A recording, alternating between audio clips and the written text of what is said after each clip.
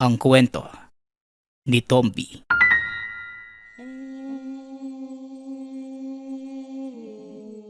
Ang kwentong ito ay hango sa totoong buhay. Mula ito sa isa nating tagapakinig. Karanasan ito ni Uno. Walang eksaktong taon. Probinsya ng Sarangani. Kailangan nating magmadali bago pa tuluyang mahuli ang lahat. Hindi na aabot ang buhay ng anak mo sa ospital, kaya magsasayang ka lang ng pagod, Emil. Alam ko, Divina. Kaya nga hindi sa ospital ang punta natin, kundi kay Mang Elias. Bakit mo naman dadalhin ang anak mo sa manggagamot na yun, Emil? Nag-iisip ka ba? Hindi ka ba natatakot sa mga naririnig natin tungkol sa kanya? Hindi na mahalaga kung ano ang sinasabi ng mga tao. Mas mahalaga ang buhay ng anak ko. At ano naman ang magagawa ng mamamatay tao na yon? Sa palagay mo, may maitutulong ba siya? Baka pagsisihan mo lang yung magiging pasya mo. Saka ko naiisipin ng mga mangyayari, Divina. Mas mahalagang mabuhay ang anak ko. Kaya dalian mo na. Pag-uusap ng mag-asawa. Ng mga sandaling yan. 5 buwang gulang pa lamang si Uno. Nagkaroon ito ng komplikasyon sa baga at kasalukuyang nag-aagaw buhay. Mahigit 20 kilometro ang pinakamalapit na ospital mula sa kanilang kinaroroonan. Bukod pa dito, wala din sasakyang dumadaan sa gawing yan dahil nasa kalagitnaan sila ng malawak na palayan. Sa tuwing magkakasakit ang mga tao sa lugar, iisa lamang ang nilalapitan ng mga ito. Iyon ay ang manggagamot na si Mang Elias. Ngunit may masamang balitang kumakalat tungkol sa matanda. Sinasabing pinapatay nito ang mga batang nagiging pasyente at inaalay sa mga alagang engkanto. Gayunpaman, marami pa din ang nagpapagamot sa kanya. Kinikilala ang husay nito sa pagpapagaling ng malalang karamdaman na dulot ng mga elemento o maging pisikal na sakit. Dahil dito, nagpasya ang ama ni Uno na si Emil na dalhin ang bata sa manggagamot. Halos hating gabi na nang dumating sila sa tahanan nito. Nakita nilang nakaupo ang manggagamot sa atangan ng tahanan habang nakasindi ang sulong pang-atang. Bakit ngayon lang kayo dumating? Kanina ko pa kayo hinihintay ah. Tanong ng matanda. Bagay na pinagtatakahan ng asawa ni Emil. Anong ibig niyang sabihin? Nakipagkasundo ka na sa kanya, Emil? Walang hiya ka talaga. Bago ka magalit, pakinggan mo muna yung paliwanag ko. Una sa lahat, hindi ako nakipagkasundo kay Mang Elias. Para sa anak natin. Ikalawa, sadyang magaling lang talaga si Mang Elias. Nalalaman niya yung pakay ng mga bisita bago pa man pumunta sa kanya. Bilisan mo na, nakakahiya sa matanda. Pag-uusap ng mag-asawa. Sinalubong sila ni Mang Elias at kinausap. Hindi na magtatagal ang anak niyo. Minuto na lamang ang inaantay. Tuluyan nang mawawala ang liwanag sa kanyang buhay. Kaya ngayon, magpasya kayong dalawa. Handa ba kayo sa magiging kapalit ng gusto niyong mangyari? Tanong na matanda. Matagal na nagtitiga ng mag-asawa bago tuluyang sumagot. Handa po ko, Manong. Isa pa, wala na akong pakialam kung ano pa yung maging kapalit nito hanggat maibabalik mo ang buhay ng anak ko. Tugon ni Emil. Noong una ay tutol pa ang asawa Wala itong tiwala sa manggagamot dahil sa mga naririnig na usap-usapan. Paano kung totoo yung sinasabi ng mga tao tungkol sa kanya, Emil? Anong gagawin mo? Kung maging isa ang kaluluwa ng anak mo sa mga iaalay niya sa engkanto? Tanong ni Divina. Walang kaalam-alam ang mag-asawang nadidinig pala ni Mang Elias ang kanilang usapan. Mahilig ka palang maniwala sa mga haka-haka. Hindi ko naman maaalis sa iyo ang pagdudahan ako. Nasa sa inyo pa rin ang pagpapasya. Hindi ko kayo pipilitin. Wika ng matanda. Sabay hugot ng sulo. Umakyat na din ito sa kaniyang tahanan. Sandali lang po, Mang Elias. Handa po kami sa maaaring mangyari. Mabuhay lang po yung anak namin. Wika ni Emil. Napangiti ang matanda. Pinapasok ang mag-asawa sa tahanan. Inihiga ang paslit sa papag na nakalagay sa sala. Pasensya na kung medyo makalat ang aking bahay. Maupo kayo at ipapaliwanag ko ang maaaring mangyari. Sa oras na isagawa ko ang ritual na ito, wala nang bawian. Kung ano man ang kalalabasan, kailangan nyo yung tanggapin. Wika ng matanda. Nagkatinginan ang mag-asawa at sabay na tumango. Para sa kanila, ito na lamang ang pag-asa upang makapiling nila ng mas matagal ang kanilang nag-iisang anak. Ano po bang maaring mangyari sa anak namin? Hindi ako sigurado kung ano ang maaaring mangyari. Pero isang bagay lang ang tinitiyak ko sa inyo. Magbabago ng lubusan ng buhay ng bata. Kagaya po ng sinabi ko, handa po kami sa maaaring mangyari. Gusto lang naming mabuhay ng mas matagal yung anak namin. Kung ganon, kailangan nyong ihanda ang mga sarili nyo. Dahil sa oras na matapos ang gagawin ko, magkakaroon ng ibang katauhan ang anak nyo. Matapos makipag-usap, sinimula ng matanda ang ritual.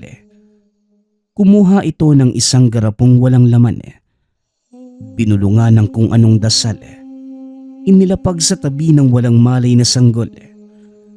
Matapos ay nagsindi ito ng mga pampausok. Noong una, nakakasulasok na amoy ang sumalubong sa mag-asawa. Ngunit habang tumatagal, unti-unting bumabango ang paligid. Muling nag-usal ng dasalang matanda habang nakalapat ang kamay nito sa dibdib ng sanggol. Napansin ng mag-asawa ang isa-isang pagpasok ng maliliit na liwanag.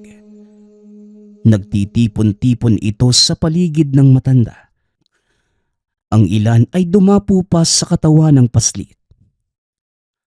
Ilang minuto pa ang nakalipas. Naglaho ang maliliit na liwanag. Nadinig nila ang marahang pag-iyak ng sanggol. Ngunit hindi pa tapos ang matanda. Tumayo ito. Kumuha ng buhay na manok. Ginilit ang leeg at ipinatak sa katawan ng sanggol. Nanlaki ang mga mata ng mag-asawa dahil tila sinisip-sip ng balat nito ang dugo.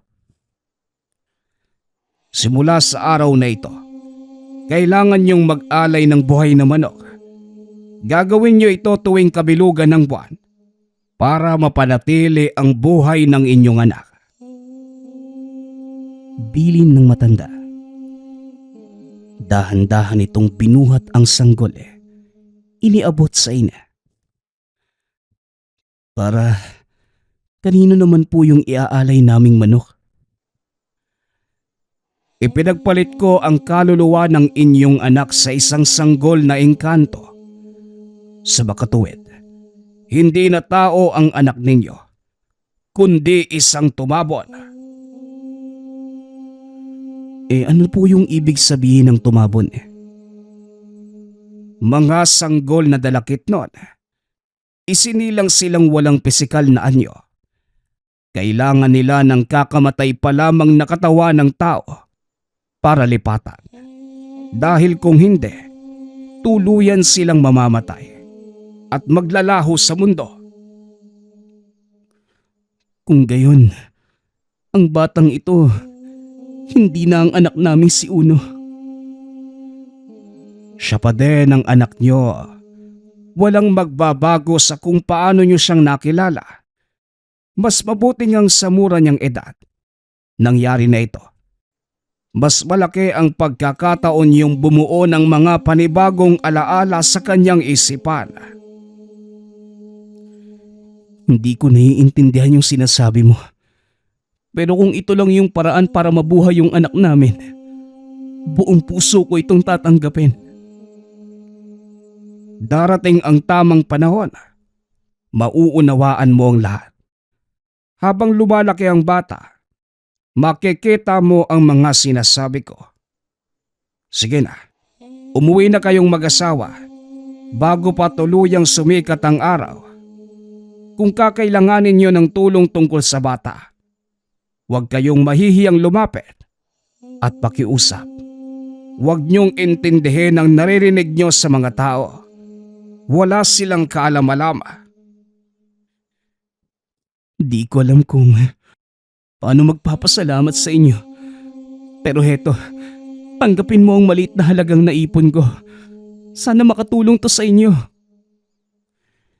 Wika ni Emil habang iniaabot ang pera sa matanda.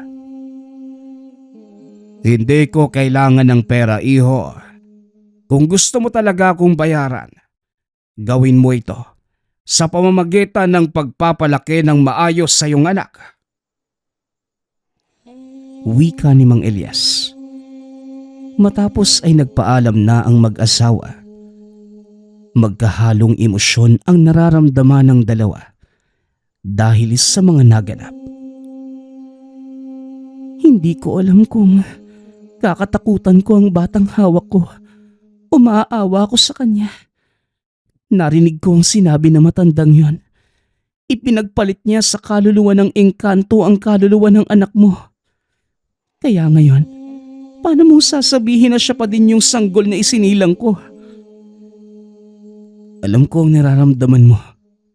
Ang totoo, ganun din naman ako, Divina eh. Pero ito ang isa sa mga bahagi ng kasunduan. Bubuhayin niya ang anak natin, kapalit ng namatay na nitong kaluluwa. Anong gagawin natin ngayon, Emil? Hindi ko alam kung paano siyang palalakihin o sagutin yung mga tanong niya dahil wala akong kaalam-alam sa kung ano ang nangyayari sa kanya. Huwag kang mag-alala, Divina.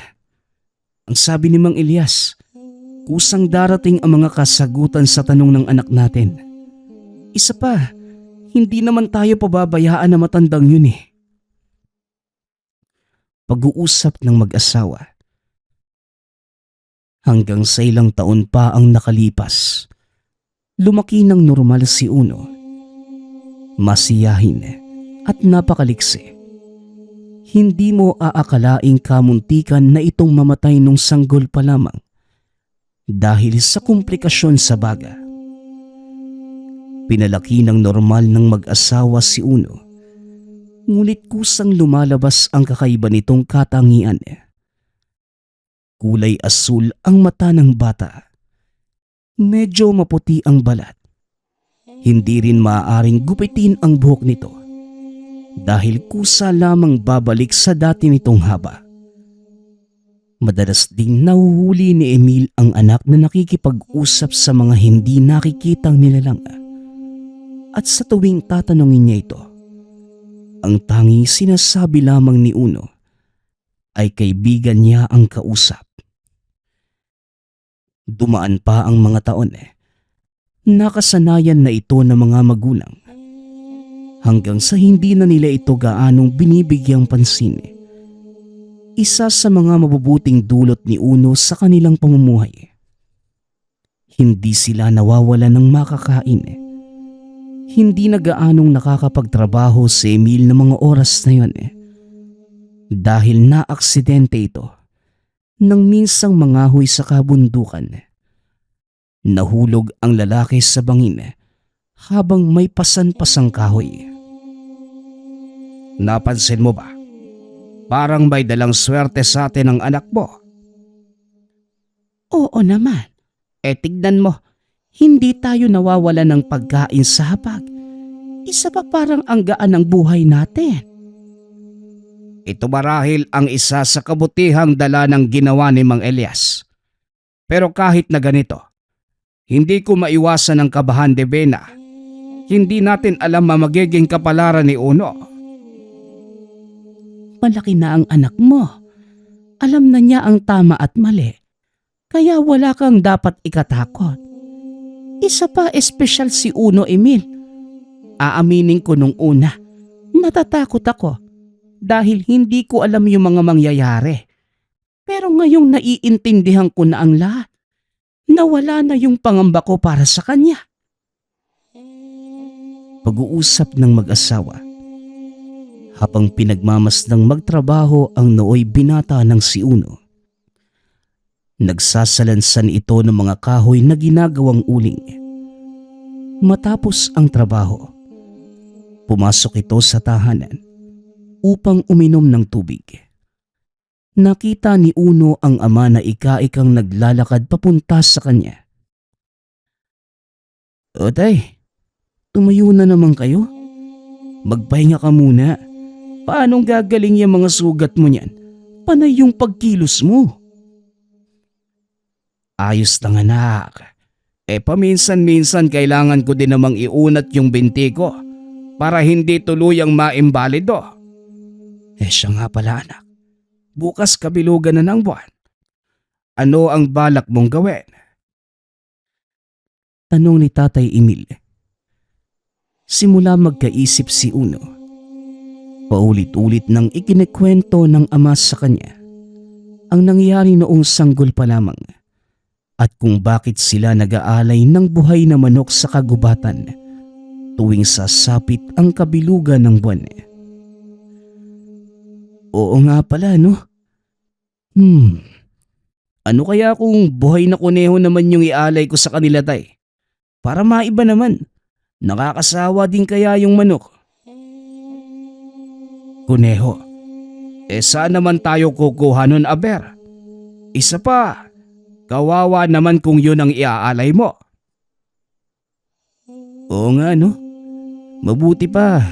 Tanungin ko na lang yung kaibigan ko mamaya. Magakot pa naman ako ng mga dahon ng saging sa loob ng gubat Kaibigan ba ka mo? Sinong kaibigan ba, anak? Si Alejandro Hutay. Hayaan nyo. Ipapakilala ko siya sa inyo ni nanay pagsapit ng kabilugan ng buwan. Ganun ba? O sige ha. Ay siya nga pala. Pumunta ka kay Manong Elias. Nagbilin siya kay nanay mo na dumaan ka raw doon at may kailangan siyang talakayin sa'yo. O sige po tay. Maglilinis lang po ako ng katawan. Pag-uusap ng mag-ama. Matapos ang lahat ng mga gawain, pinuntahan na nito ang matanda. Naging malapit si Uno kay Mang Elias dahil sinubaybayan ng matanda ang paglaki nito. Sa tuwing dadalaw si Uno, naghahanda ng patibong ang matanda para sukatin ang liksi nito at talas ng pag-iisip. Alam na ni Uno ang mangyayari sa tuwing aapak ito sa bakuran ng matanda. Kaya naman maingat itong naglalakad. Ngunit laking pagtataka ng binata. Dahil ng araw na yun, walang palasong lumilipad o sibat na buho ng kawayang sumalubong sa kanya. Tahimik din ang buong paligid, maging sa loob ng tahanan. Sa isip-isip ni Uno, isa na naman ito sa pakulo ng matanda. Ano na naman kayang kalokohan yung iniisip na matandang to? Tatang Elias, Nandito na po ako. Tinawag ni Uno ang matanda ng makailang ulit. Ngunit walang sumasagot. Kaunting pagpapaliwanag sa tahanan. Bago tuluyang makarating sa sala, kailangan mo munang dumaan sa maliit na balkonaheng gawa sa kawayan. Dito isinasagawa ng matanda ang panggagamot. Dito rin kadalasang nakalagay ang mga patibong na matanda. Ngunit sa pagkakataong yun, walang nangyaring kakaiba. Kaya naman nag-aalala na si Uno. Tumuloy ito papasok ng sala. Napansing hindi man lamang nagalaw ang mga gamit doon. Nangangahulugan na hindi rin ito nakatanggap ng pasyente sa loob ng ilang araw. Tanda ni Uno ang pagkakaayos ng gamit doon. Siya mismo ang naglilinis ng tahanan ng matanda sa tuwing matatapos itong manggamot. Habang iniiikot ang tingin sa sala, napansin nito ang kapirasong papel na nakalapag sa maliit na lamesa. Dinampot ito ni Uno at nakitang may mga nakasulat na panuto. Pupunta ka sa kagubatan. Malamang sa mga oras na ito. Nakatulog na ako kakahintay sa iyo. Alam mo na kung saan ako hahanapin. Huwag ka na ding magsayang ng oras na umikot pa sa ibang daan. Wala akong inilagay na patibong. Wika ng matanda sa sulat. Dali-daling lumabas ng bahay si Uno. Pinuntahan ng pinaglalagian ng matanda sa loob ng gubat. Nakita niya itong nakasandal sa puno habang nakatakip ang sombrero sa muka. Yakap-yakap nito ang tungkod habang humihilig. Uy, Tatang Elias, nandito na po ako. Gumising na po kayo. Wika ni Uno. Niyuyugyug nito ang matanda ng ilang beses. Ngunit hindi pa din ito nagigising. Dinampot ni Uno ang isang baso na may lamang tubig. Marahan niya itong ibinuhos sa mukha ng matanda. Dahilan para mataranta ito at mahampas siya ng hawak na tungkod. At sinong walang hiya ang nagbuhos ng to? Uno, ikaw pala yan. Kanina ka pa ba, iho? Tanong na matanda habang pinupunasan ang mukha. Hindi naman po, Tatang. Mga ilang minuto pa lang. Bakit po ba kayo nandito? Tanong ni Uno habang iniikot ang tingin sa paligid. Napansin nito ang ilang naupos na kandila na wala naman doon nung una nilang punta. Siguro naman, napapansin mo na ang mga nagbago sa lugar na ito. Alam mo, Uno, hindi na ako bumabata. Walang ibang magtutuloy ng aking gawain. Kaya kita pinapunta dito para kausapin ng masinsinan. Nasa tamang gulang ka na at siguradong mauunawaan mo na ang lahat ng sasabihin ko. Kaya makinig kang mabuti. Wika ng matanda. Naupo ang dalawa sa lilim ng malaking puno ng balete. Doon itinuloy ang kwentuhan. Ilang beses mo na pong sinabi sa akin yung Tatang eh. Bakit? Ano po ba yung dapat kong malaman? Marami, Uno. Hindi lang ang tungkol sa totoo mong pagkatao ang dapat mong malaman, kundi ang tungkol sa pinagmula ng kaluluwa ng dalakitnod na inilagay ko sa katawang lupang yan. Oo nga no. Hindi nyo pa nasasabi sa akin yung tungkol doon. Saan ba nanggaling yung engkantong ipinalit nyo sa kaluluwa ko?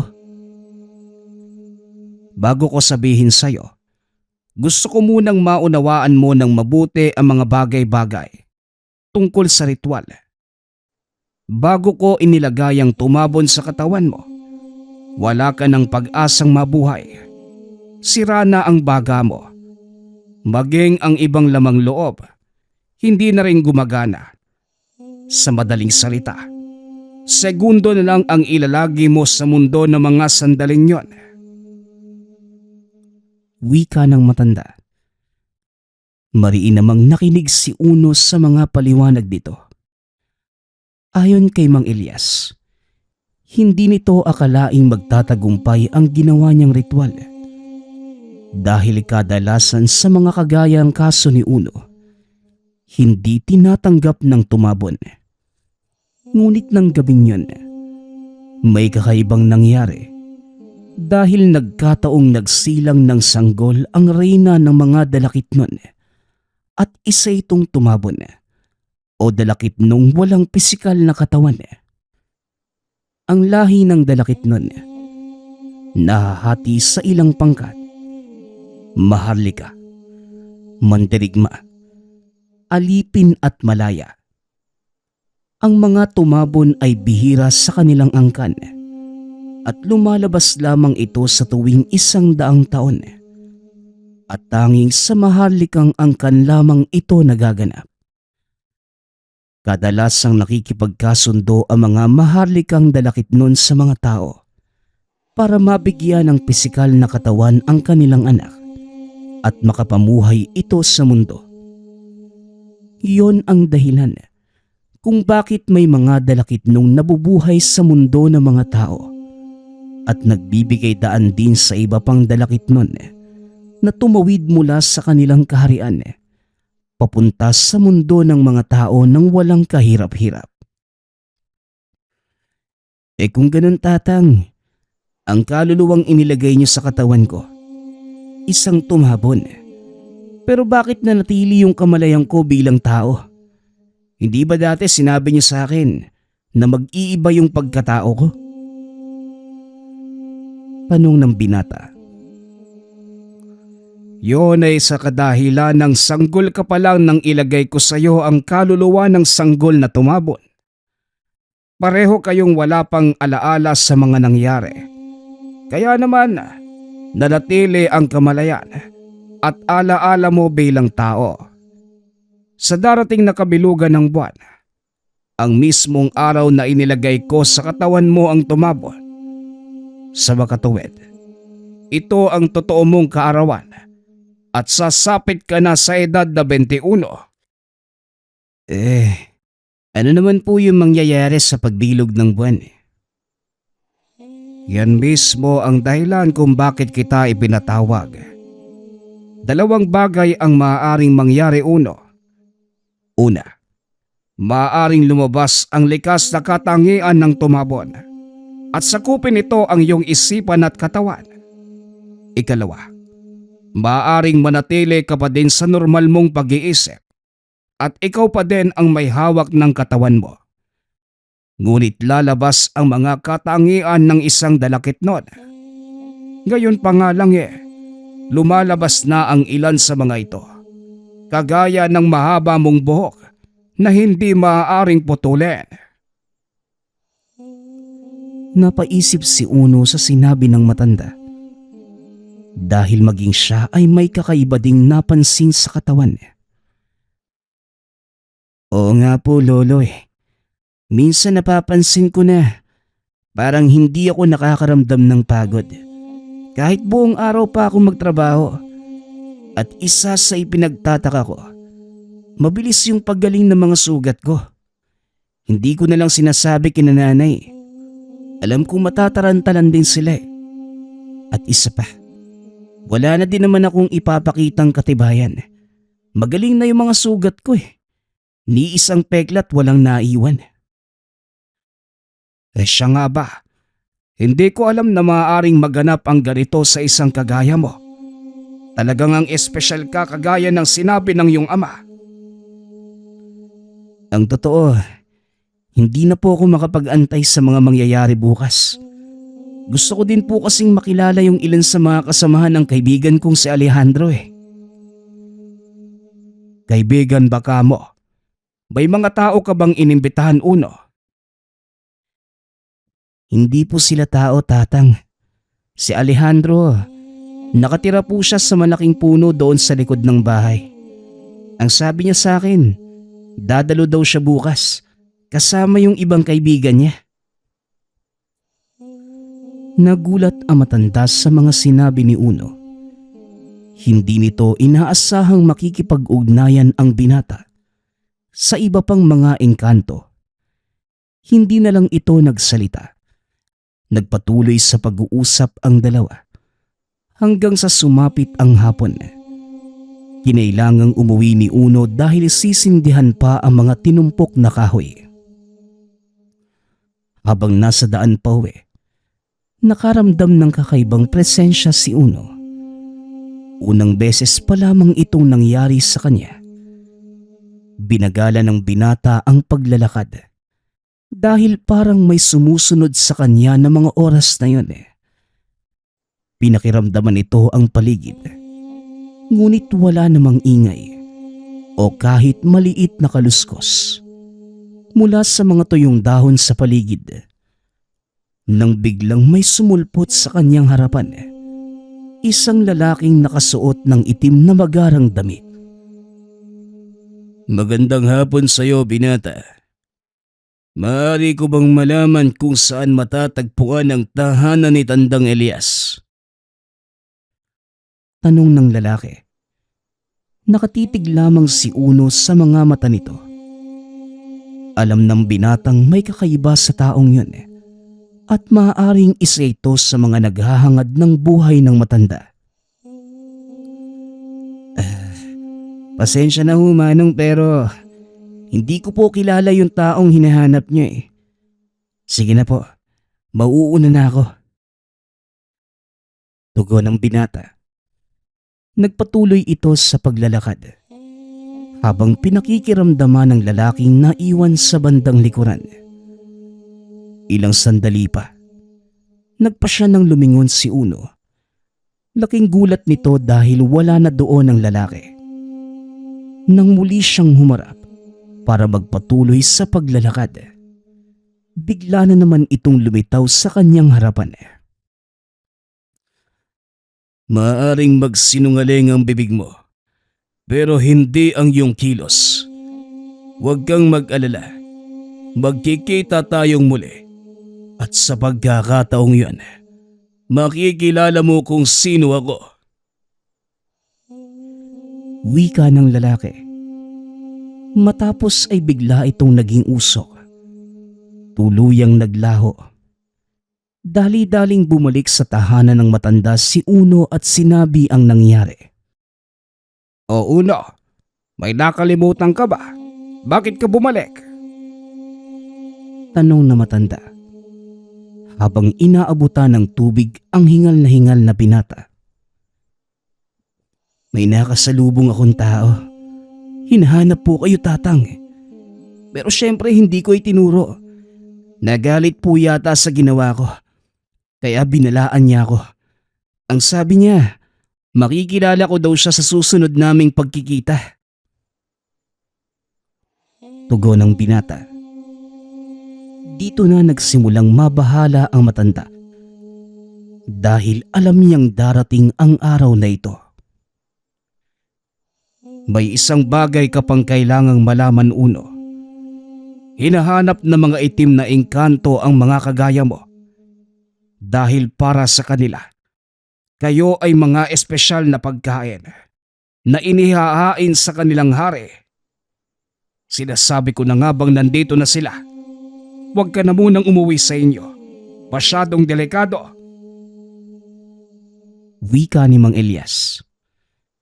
Ngunit nagpumilit si Uno. Dahil mas nag-aalala ito sa kalagayan ng mga magulang. Kung ganun, pwedeng nasa panganib din sila tatay at nanay. Kailangan ko silang puntahan, tatang. Tugon ni Uno. Wala nang nagawa si Mang Elias. Tama ang sinabi ng binata. Maaring na mga sandaling yon, nanganganib din ang buhay ng mga magulang. Bueno kung ganon, sasamahan na lang kita pa uwi para masiguro ang kaligtasan mo. Wika ng matanda. Matapos ang pag-uusap, naghanda na ito para ihatid si Uno sa kanilang tahanan. Tahimik namang nakarating ang dalawa sa bakuran ng binata. Ngunit nang akmang papasok na sana ito sa tahanan, napansin ni Uno ang isang lalaking nakaupo sa kanilang sala. Tatang, siya po yung lalaking nakasalubong ko. Delikado to. Dali-daling tumakbo ang binata papasok ng tahanan. Nagpaiwan naman sa labas si Mang Elias. Pinakiramdaman ang sitwasyon sa paligid. Nang mapagtantong mag-isa lamang ang lalaki sa lugar, pumasok na rin sa bahay ang matanda. Napalingon ng lalaki. Ngumiti ng nakakaloko. Sabay tayo at abot ng kamay nito kay Mang Elias upang makipagkamay. Magandang gabi po, Mang Elias. Mabuti naman at nagkita tayo. Matagal ko na po kayong hinahanap eh. Wika ng lalaki.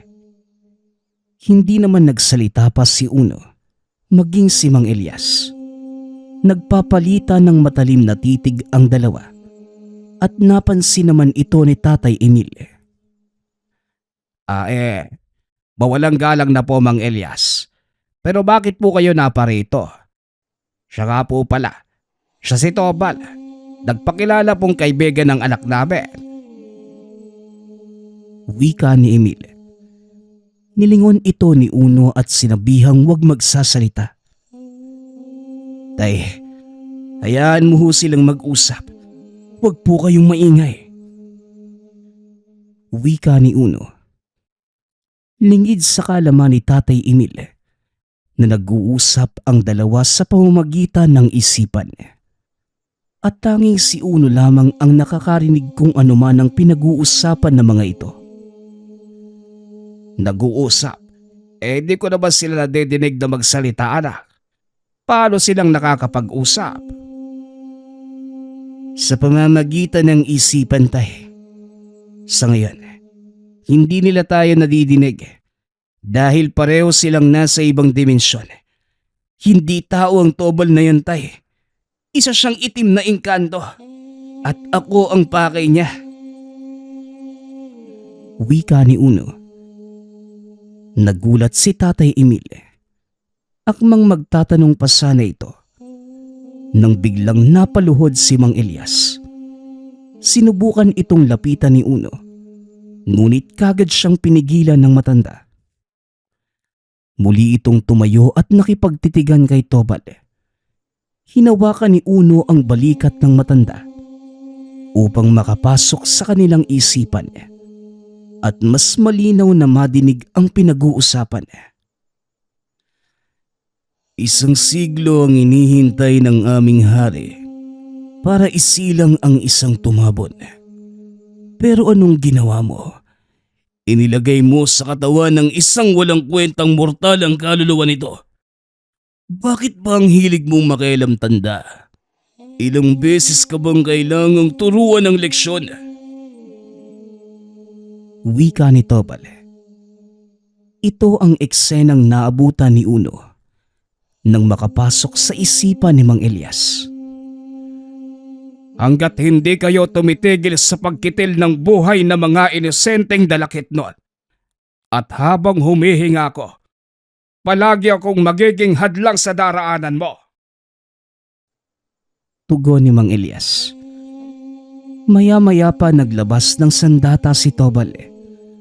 Akmang sasaksaki ng matanda. Ngunit hinarang ito ni Uno. Bagay na labis namang ikinagulat ng dalawa. Anong ginagawa mo dito?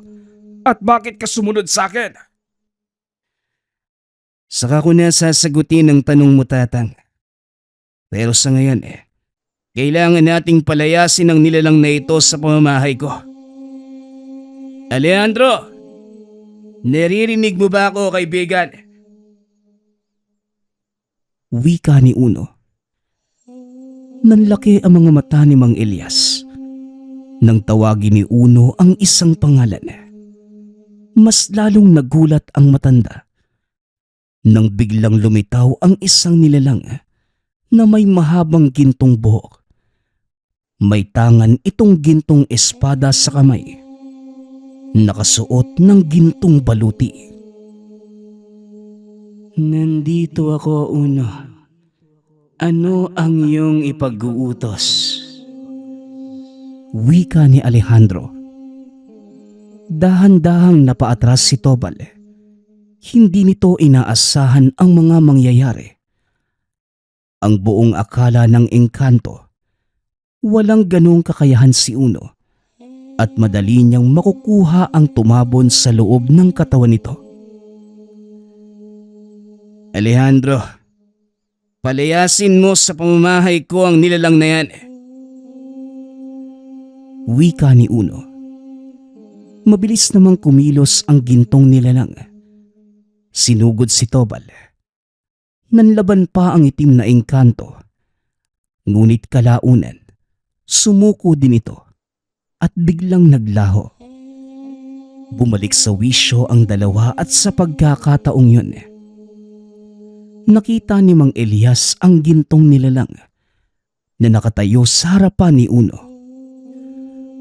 Makakarating ito sa aming hari. Kahit mapatay man ninyo ako, hindi na mapipigilan ng paparating niyang hukbo. Pagsisisihan mo ang pagkalaban sa amin sa pagkakataong ito, Elias. Wika ni Tobal. Sinaksak ito ng gintong nilalang gamit ang dalang sandata. Matapos ay naglaho kasabay ng hangin ang katawan ni Tobal. Maraming salamat sa pagsaklolo, Alejandro. Kahit kailan talaga, maaasahan kita, kaibigan. Wala yun, Uno. Ginagawa ko lang ang katungkulan ko. Sige na't mauuna na ako at palagi kang mag-iingat. Pag-uusap ng dalawa. Hindi nakapagsalita si Mang Elias nang masilayan ang nilalang. Hindi nito akalaing isang maharlikang dalakit nun ang kaibigan ng binata. Tatang Elias, ayos lang po ba kayo? Maupo ka po muna at kukuha ako ng tubig. Wika ng binata. Patuloy pa ding nakatulala si Mang Elias habang iniisip kung paanong nangyari ang lahat. Maya-maya lang ay bumalik na si Uno na may dalang isang baso ng tubig. Maraming salamat, Uno. Anong nangyari? Saan nanggaling ang nilalang na yon? Alin po? Si Alejandro? Kaibigan ko po siya simula ng bata ko eh. Halos sabay po kaming lumaki. Bakit, Manong? Tugon ni Uno. Huminga ng malalim ang matanda dahil hindi pa din ito makapaniwala sa mga nangyayari. Ang nilalang na yon, isang maharlikang dalakit nun. Kagaya ng tumabon na inilagay ko sa katawan mo. Ang pinagkaiba lang, may pisikal na katawan ng kaibigan mo. Posible kayang... Hindi na naituloy ni Mang Elias ang sasabihin dahil alam din niyang imposible ito. Ano po yun, Tatang? Bakit hindi niyo itinuloy? Wala naman, Uno. Hayaan mo na. Ang mabuti pa'y magpahinga ka na at uuwi na din ako. Hindi, Tatang. Dito na kayo magpalipas ng gabi. Isa pa, bukas na din naman gaganapin yung pag-aalay. Pupunta din naman kayo rito, hindi ba? Oo nga pala. O siya, dito na muna ako matutulog, Emil, ha? May lambanog ka bang naitabi dyan?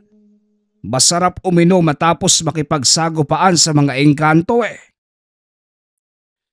Wika ni Mang Elias. Saka pa lamang nagbalik sa ulirat si Tatay Emil nang tawagin ng matanda ang pangalan. Dali-dali naman itong tumayo at ika-ikang nagpunta sa tukador upang kunin ang itinabing bote ng lambanog. Eto po, Mang Elias. Pagpasensyahan nyo na. May katagalan na ito sa aking pinagtataguan. Hindi na kasi ako umiinom simula nang madisgrasya ako eh. Wika ni Tatay Emil. Sabay abot ng bote ng lambanog kay Mang Elias. Kumuha naman ng baso si Uno. Naupo sa harapan ng dalawa. Napakatamis talaga ng lambanog na ibinuro ng matagal. Bakit hindi mo tikman, Uno? Wika ni Mang Elias habang inaabot ang baso sa binata. Naku Manong, hindi na po. Kayo na lang ni Tatay yung uminom. Maupo lang po ako dito. Sandali lang, parang may naitabi pa yata akong pinatuyong bunga ng libas Sandali lang kukunin ko. Masarap ipulutan yung prutas na yun eh. Wika ni Uno. Dito na nagkaroon ng pagkakataon ang dalawang nakakatandang makapag-usap. Alam mo ba ang nangyayari sa anak mo, Emil? Ang totoo, wala din po kong ideya, Manong Elias. Umaasa ko may kasagutan kayo sa tanong na yan. Ang buong akala ko, kaluluwa ng pangkaraniwang tumabon lamang ang nailipat ko sa katawan ng anak mo.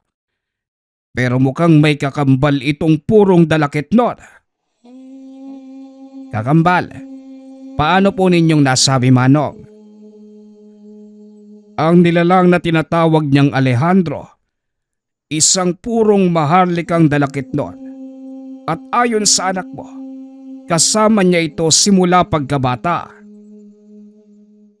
Palagi niya ngang naikukwento sa akin ang tungkol dyan. Pero ni minsan, hindi ko pa nakita ang sinasabi niyang kaibigan. Sa palagay ko, bukas malalaman natin ang kasagutan, Emil. Pag-uusap ng dalawa. Patuloy lamang sa usapan ang tatlo buong gabi. Hanggang sa hindi na namalayan ng binata ang oras. Pasikat na ang araw na mga sandaling yun. Kaya hindi na natulog si Uno. Lumabas ito ng tahanan upang magpakain ng mga alagang hayop at ihanda na din ang mga iaalay na manok. Pasensya na kayo Mukhang isa na naman sa inyo ang iaalay ngayong araw. Wika ng binata habang nakatingin sa mga alaga. Ningid sa kalaman nito na nasa likod niya si Mang Elias. Nagulat ang binata nang bigla itong magsalita. Palagi mo ba itong ginagawa sa tuwing mag-aalay? Tinamaan ng patis naman, Tatang. Ano bang ginagawa niyo? Bakit naman kayo nang gugulat ng ganun? Pasensya ka na, Uno. Nakita kasi kitang nakikipag-usap sa mga manok. Ano, sumasagot naman ba sila sa'yo? Hindi nga po Alam ko namang hindi sila sasagot at wala din naman silang magagawa. Alam mo, Uno, ito ang kanilang kapalaran. Kaya hindi mo kailangang humingi ng tawad sa mga gagawin mo sa kanila. Kahit na po, Manong, may buhay din po silang kagaya natin. Naawa lang din po ko sa kanila Kakaiba ka talagang bata, ano? Bueno, maiwan na kita Maghahanda pa ako. May kailangan lang akong kunin sa bahay sandali. Wika ni Mang Elias. Matapos ay umalis na din ito. Malaking piging ang magaganap. Dahil bukod sa gabi ng pag-aalay, ika-21 kaarawan din ng binata. Kaya nagpasya si Emil na magdaos ng handaan para sa anak. Si Mang Elias ang nagsagawa ng pagkakatay. Dahil may kutob itong may darating na espesyal na panauhin.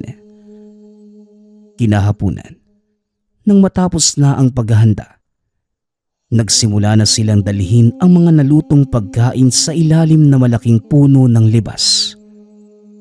Walang ibang handa, kundi inihaw na karne ng baboy na walang asin, matatamis na pagkain na kadalasang inihahain para sa mga kaluluwa. Ayos na ang lahat. Ang tanging kailangan na lang ay antayin ang pagdating ng mga panauhin mo, Uno. Wika ni Tatay Emil. Kagaya ng nakagawian, si Uno lamang ang makikiharap sa mga ito.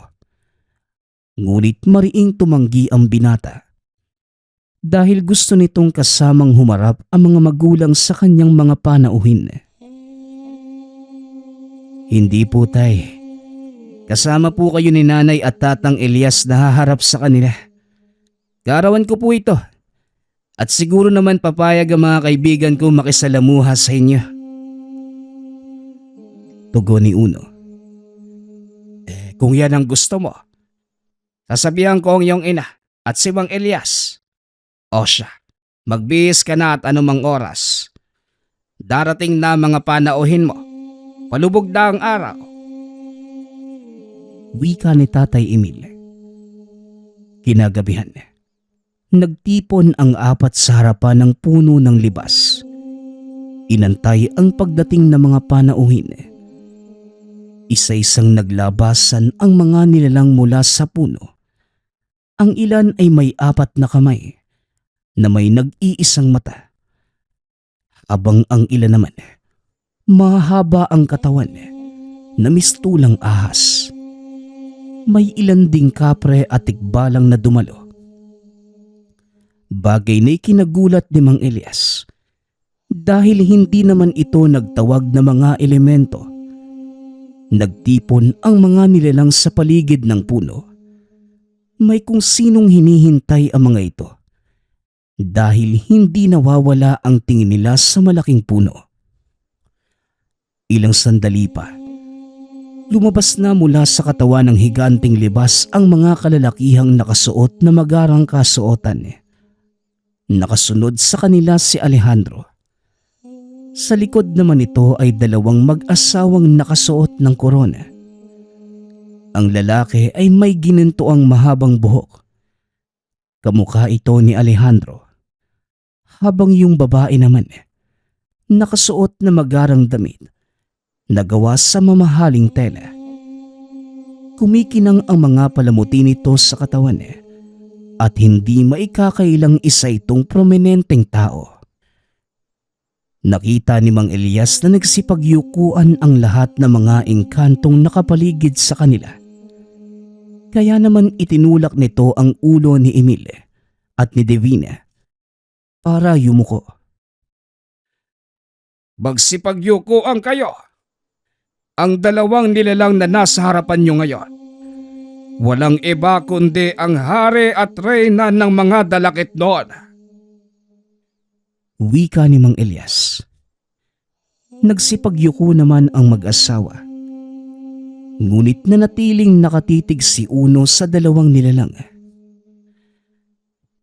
Alejandro, masaya ako at sinama mo yung mga magulang mo dito. Maligayang pagdating, kamahalan. Siya nga pala, gusto kong ipakilala sa inyong pamilya ko. Wika ni Uno, sabay turo sa 3 nakayuko. Naglakad ang hari papunta sa kinauupuan ni Mang Elias. Tinapik ito sa ulo, gamit ang kanyang dalang sentro. Elias, tumayo ka at magbigay galang sa iyong hari. Napalingon si Uno sa sinabi ng hari. Paumanhin ho, kamahalan. Ngunit wala ho akong karapatang titigan kayo sa mga mata. Ang kasalanan mo ay napatawad na. Simula nang iligtas mo ang aking anak. Gaya itaas mo ang iyong ulo. Tapat kong alagad. Maraming salamat sa kapatawaran, mahal na Haring Aspat. Hindi po ko karapat-dapat. Ngunit narito po ko sa inyong harapan upang ipresenta ang iyong anak. Wika ni Mang Elias, sabay turo kay Uno. Nagulat ang binata sa sinabi ng matanda at biglang napangiti. Anak, paano namang nangyari yun? Anak ako ni Emil at Divina. Paano po ninyong nasabi na anak ako ng dalawang maharlikang engkanto? Totoo ang sinabi ni Mang Elias, Uno. At tama din ang hinala mo, Mang Elias. Magkakambal nga kami ni Uno. Ito ang dahilan kung bakit nakabuntot ako sa kanya simula pagkabata. Tugon ni Alejandro. Sa pagkakataong yun, ang hari ng dalakit nun ang nagsalita. Nang isilang ang aming mga anak, isa sa kanila ay tumabon. Nagkataong may ginagamot na sanggol si Elias. Kaya kinuha ko ang pagkakataong yun para parehong isalba ang buhay ng sanggol at ng anak ko. Wika ng hari. Ayon pa dito, hindi ipinagpalit ni Mang Elias ang totoong kaluluwa ni Uno. Sa halip, hinayaan niyang manatili ang tumabon sa katawan ng sanggol. Sa makatuwid, dalawang kaluluwa ang namumuhay sa katawan ng binata. Ang totoo, kamahalan, hindi ko akalaing magtatagumpay ang ginawa kong ito. Yon din ang dahilan ng mabilis na paggaling ng mga sugat mo. Dahil sa kapangyarihang taglay ng tumabo na nasa katawan mo, unti-unting nanumbalik sa dati ang sigla ng iyong katawan, Uno. Sandali lang ho. Ang gulo eh. May kaluluwa ko. Tapos may engkanto ding naninirahan sa katawan ko. Hindi ba parang... Hindi na naituloy ng binata ang sasabihin dahil biglang dumating ang isang pangkat ng itim na engkanto.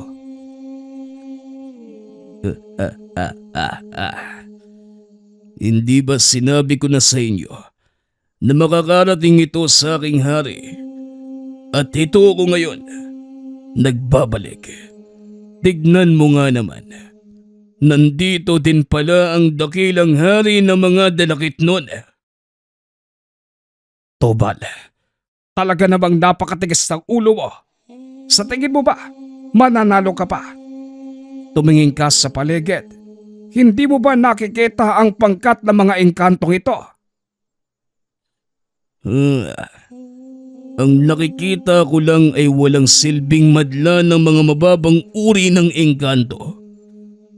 Ngayon, kung haharang kayo sa daraanan ko, pasensyahan na lang tayo dahil wala akong magagawa kundi ang tapusin kayong lahat. Masyado kang sigurado kung magsalita.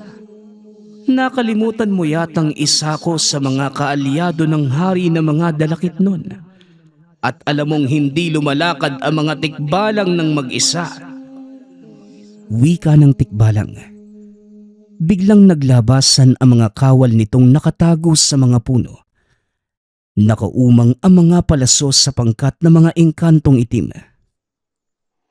Mga kawal, protektahan sina ama't ina. Gayon din ang binatang ito. Pinalibutan ng mga kawal na dalakit nun ang pamilya ni Uno. At habang hinihintay ang susunod na gagawin ng mga kalaban, nagawa pang mag-usap ni Alejandro at Uno. Hindi ba sinabi ni Mang Elias na may makapangyarihang nilalang na nakatago sa katawan ko? Alam mo ba kung paano siyang palalabasin, Alejandro? Yan ka na naman, Uno. Puro kakalokohan. Naaalala mo ba ang nangyari nang huli nating subukan ng ganon?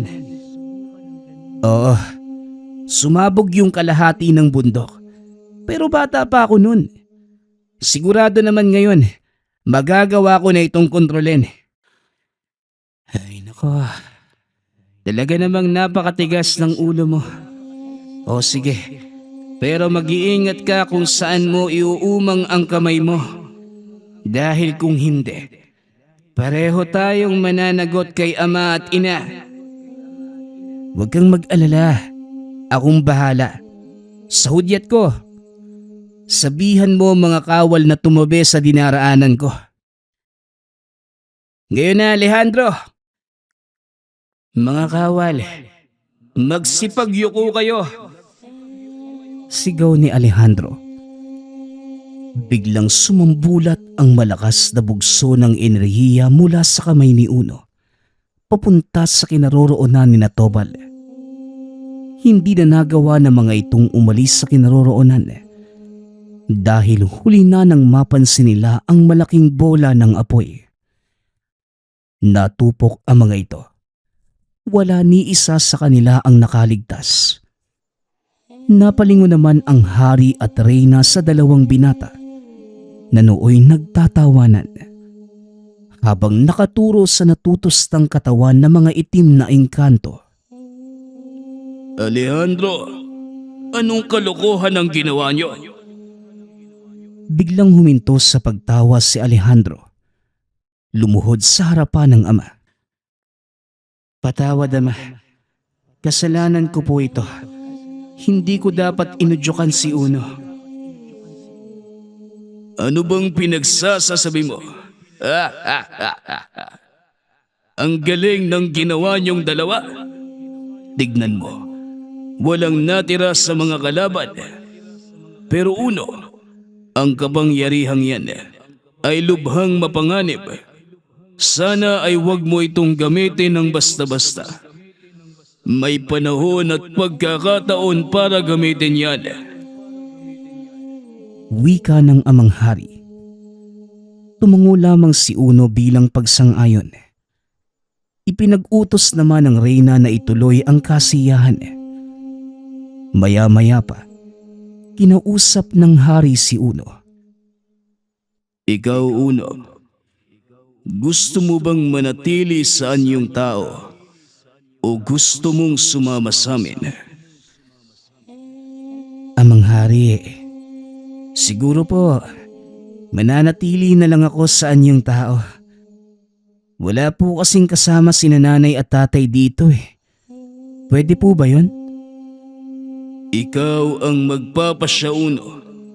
Nasa hustong gulang ka na at alam mo ang mas makakabuti sa'yo. Pero dahil isa kang tumabon, maaari kang makalabas-masok sa aking kaharian kailan mo man gustuhin.